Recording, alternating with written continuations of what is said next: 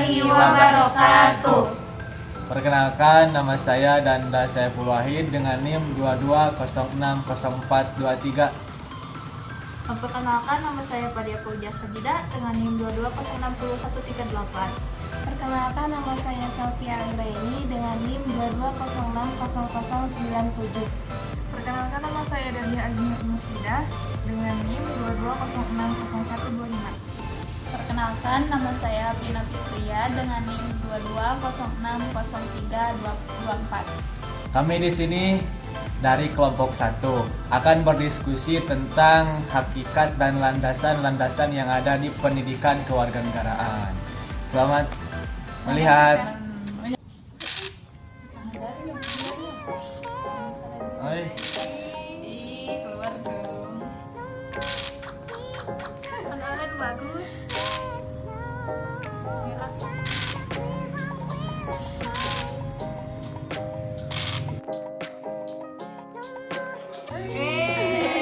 Beda beda sama orang soleh gitu.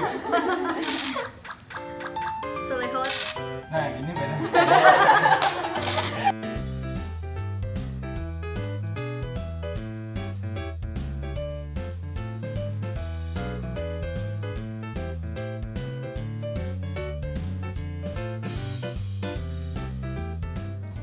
Ipoe. Iya, begitu bahasa Ibu. Udah daripada. Ya, nomor habis. Udah, agar lebih bermanfaat. Jarang-jarang nih kita kumpul-kumpul kayak gini, diskusi aja. Coba. Ya, diskusi apa nih? Diskusi apa nih? Ya. Oh iya, ada tugas kan? Oh boleh tentang yang pendidikan kewarganegaraan. Nah. Sebelum kita ke pendidikan kewarganegaraan, kan itu ada dua kata, pendidikan dan kewarganegaraan. Coba kita bedah satu-satu deh. Pendidikan itu apa ya? Pendidikan. Di sini aku ada ya, menurut Undang-Undang Nomor 20 Tahun 2003 tentang Sistem Pendidikan Nasional. Pendidikan itu adalah usaha sadar dan terencana untuk mewujudkan suasana belajar dan proses pembelajaran agar peserta didik secara aktif mengembangkan potensi dirinya untuk memiliki kekuatan spiritual, pengendalian diri, kepribadian, kecerdasan, akhlak mulia, serta keterampilan yang diperlukan untuk dirinya, untuk masyarakat, bangsa, dan negara. Seperti itu arti pendidikan menurut undang-undang.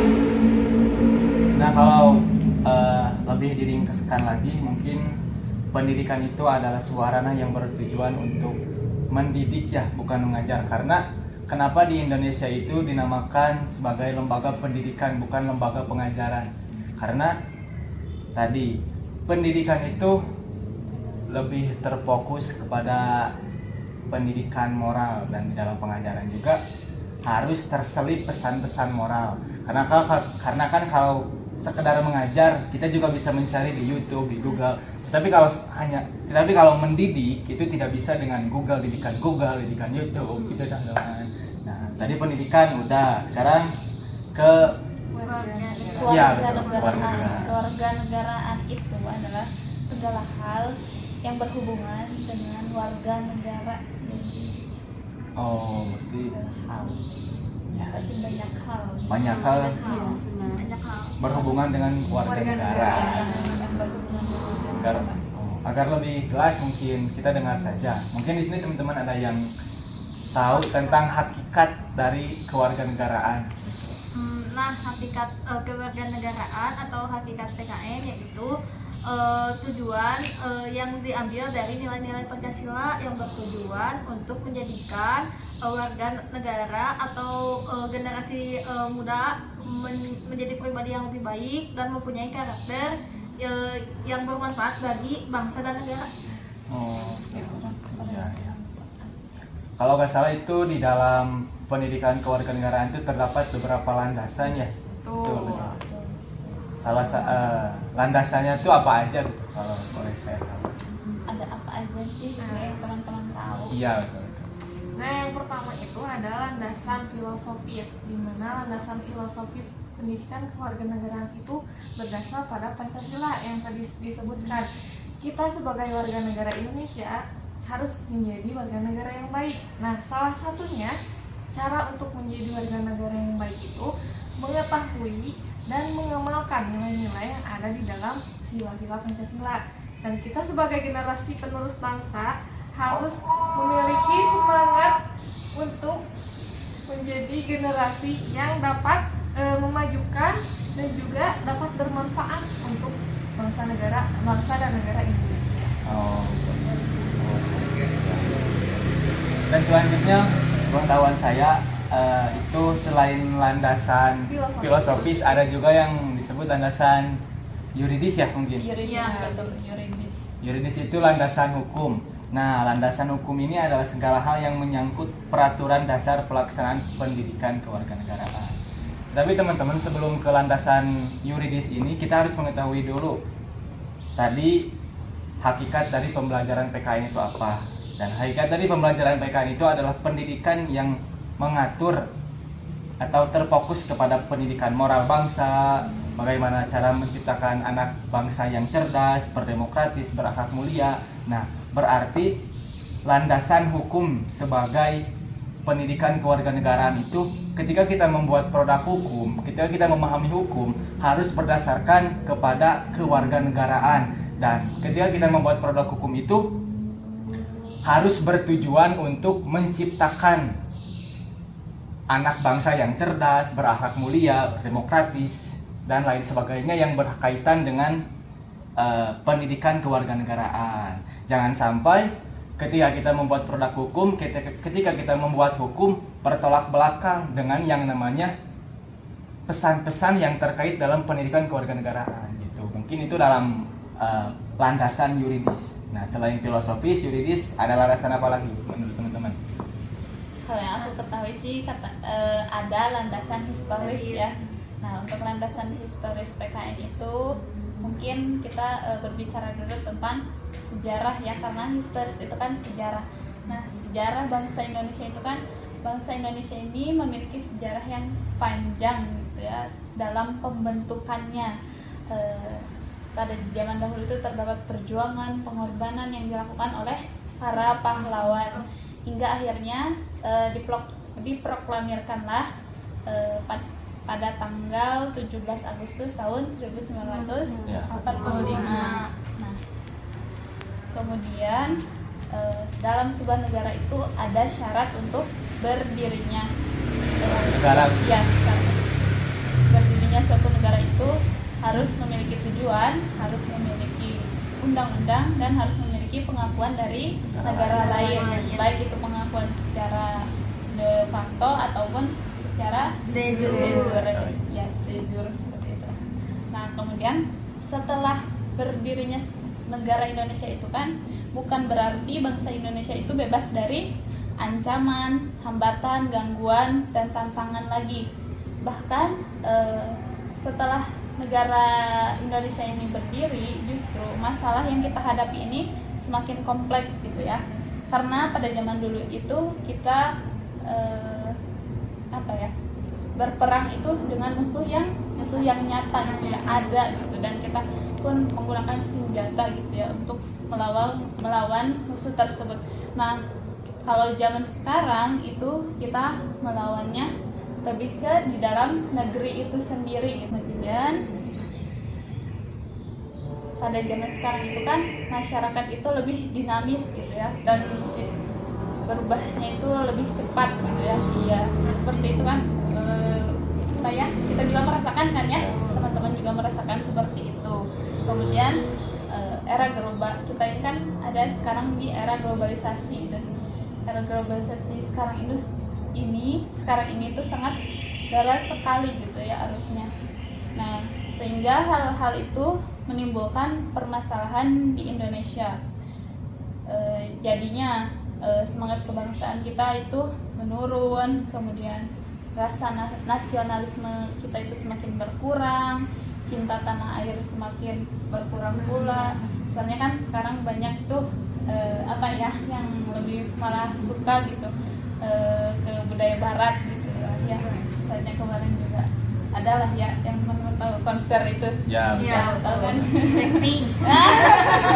mungkin itu juga sebagai ancaman bagi kebudayaan di negara kita ya. Iya.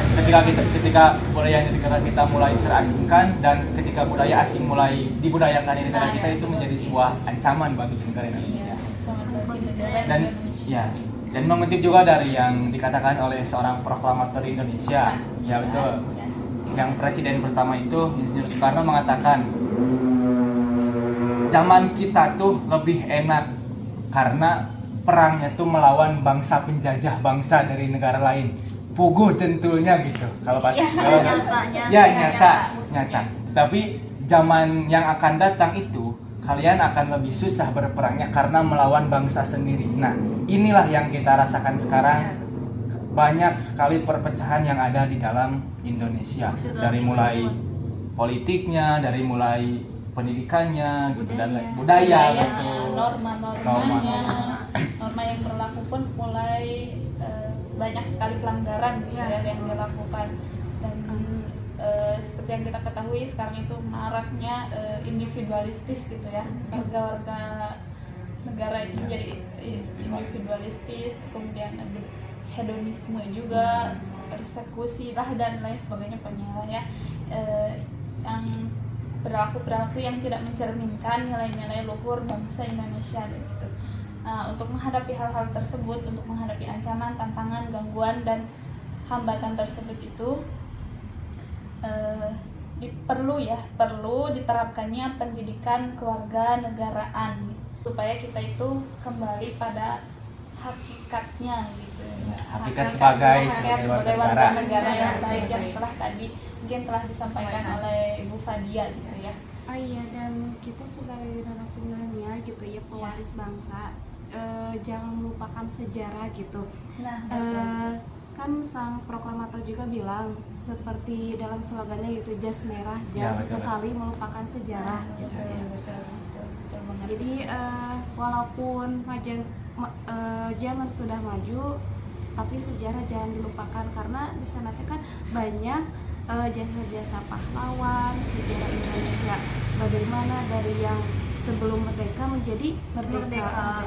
Dari mana ya? Dari ketika tidak nyaman mungkin ketika melaksanakan ibadah, takut dengan ketika melaksanakan ibadah takut ada yang nembak, takut ada yang membunuh, tapi sekarang itu udah nyaman. Nah, kita jangan sampai melupakan pengorbanan dan perjuangan orang-orang terdahulu untuk berjuang untuk Indonesia merdeka. Terus kan di pendidikan kewarganegaraan itu kan bukan landasan historis, filosofis atau yuridis saja, tetapi ada juga landasan sosiologis, yaitu landasan yang melihat dari keanekaragaman. Kita semua kan tahu negara Indonesia latar belakangnya beragam gitu, seperti suku, budaya, ras, pendapat, politik gitu, dan masih banyak gitu.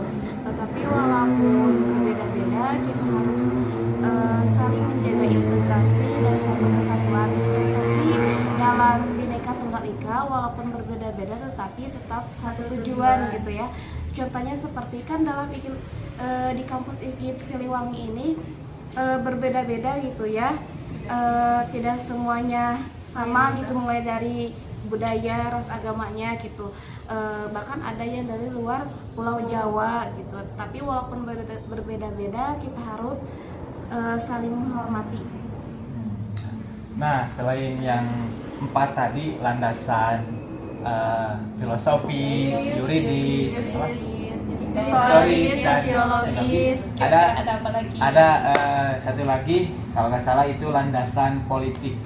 Sebetulnya pendidikan dan politik itu dua hal yang berbeda ranah, tetapi saling berkaitan gitu. Dimana yang namanya pendidikan pasti ada yang namanya politik, dan di dalam politik juga pasti ada yang namanya pendidikan. Nah, tetapi landasan politik dalam ilmu kewarganegaraan itu harus bertujuan atau harus terarah kepada yang tadi, hakikat kewarganegaraan. Ketika kita berpolitik, ketika kita terjun ke dalam dunia politik, harus memiliki moral bangsa yang bagus, berakhlak mulia, berdemokratis, agar apa? Agar tidak terciptanya apa yang jadi teh? Musuh di dalam negeri. Nah, gitu. Tetapi yang kita ketahui sekarang itu bahwasannya ketika udah beda kaos aja, beda partai aja enggak saling tidak saling mendukung. ya tidak saling support. cek paribasana tidak saling kenal mungkinnya seperti itu adanya mungkin Karena beda. ya beda pangkat saja sekarang sudah tidak mau kenal dengan yang namanya Ada. ya pandang bulu gitu. Jangan sampai hilang hormat. Ya betul. Nah kalau landasan politik ini dipakai berdasarkan pendidikan kewarganegaraan, tidak akan terjadi yang namanya musuh dari dalam negara. Dan tadi juga yang disampaikan sebagai landasan sosiologis, kita lebih dapat menghargai antar suku yang berbeda, antar ras yang berbeda, dan antar kepulauan, mungkin bukan kepulauan apa? Budaya yang berbeda itu kita dapat menghargai ya. Gitu ya. Menghormati perbedaan. Nah itu bertoleransi. Nah, jadi pendidikan kewarganegaraan atau yang biasa kita sebut PKN itu ya pada dasarnya adalah belajar tentang keindonesiaan, bagaimana menjadi warga negara Indonesia yang baik, gitu ya. Belajar untuk menjadi manusia yang berkepribadian Indonesia. Di dalam undang-undang juga disebutkan bahwa PKN itu dimaksudkan untuk membentuk peserta didik mungkin dalam ruang lingkup ini kita sebagai mahasiswa gitu ya, untuk menjadi manusia yang memiliki rasa kebangsaan dan cinta tanah air. Ya. Berarti alhamdulillah nih jarang-jarang kita ngobrol kayak gini terus menghasilkan suatu perbincangan yang luar biasa. Pangkat kita tuh udah jadi mahasiswa, bukan lagi siswa. Mungkin pandangan teman-teman gimana nih? Mahasiswa itu kan harus ketika ada di sebuah forum diskusi, pembicaranya tuh harus berbobot, kan? Betul kan? Betul. Harus berbobot, harus menghasilkan gitu ya, menghasilkan sesuatu yang positif, yang bermanfaat. Pendidikan itu kan sangat penting gitu ya. Ibaratnya seperti ini, tanpa pendidikan Indonesia hancur, tanpa hukum Indonesia lebih hancur lagi gitu. Jadi kan pendidikan terus adanya hukum itu kan untuk membentuk kita semua memiliki karakter yang baik gitu ya, untuk menjadikan kita pribadi yang apa sih itu teh? Baik dan berguna gitu ya. Bagi orang lain. Ketika kita sudah mengetahui tentang suatu ilmu, pengetahuan, kita tidak harus diam di tempat, tetapi kita harus mengaplikasikannya dalam kehidupan sehari-hari.